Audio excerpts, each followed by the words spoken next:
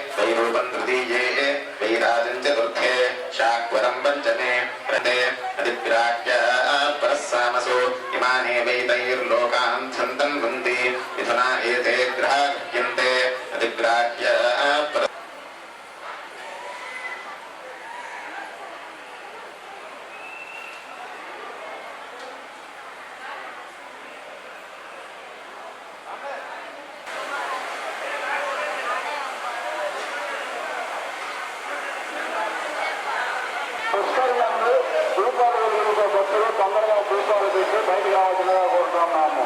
ఓం నమః శివాయ.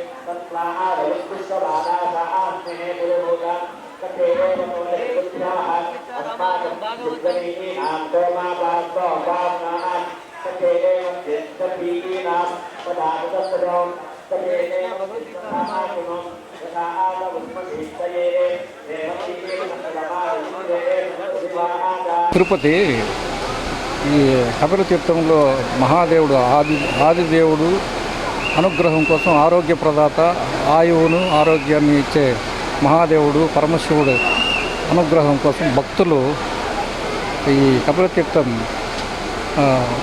వచ్చి స్వామివారిని అనుగ్రహం పొందుటకు దీప నైవేద్యాలతో స్వామివారిని దర్శించుకుంటున్నారు. కార్తీక దీపాలు వెలిగించి స్వామివారిని పరమశివుని అనుగ్రహం కోసము మేము కూడా ప్రతి సంవత్సరము ఇక్కడ ఈ కార్తీక పౌర్ణమి రోజు ఆ పరమశివుడు ఆరోగ్య ప్రదాత, ఆయువుకు ప్రదాత అయిన మహాదేవుని ప్రార్థించి ఆయన అనుగ్రహం కోసం ఈ కపిల తీర్థంలో స్వామివారి సేవలో మేము ప్రతి సంవత్సరం వచ్చి పాల్గొంటున్నాం. స్వామివారి అనుగ్రహం కోసం, స్వామివారి దర్శన భాగ్యం కోసము పౌర్ణమి రోజు తమ భక్తిని చాటుకుంటూ స్వామివారి అనుగ్రహం పొందుతున్నారు.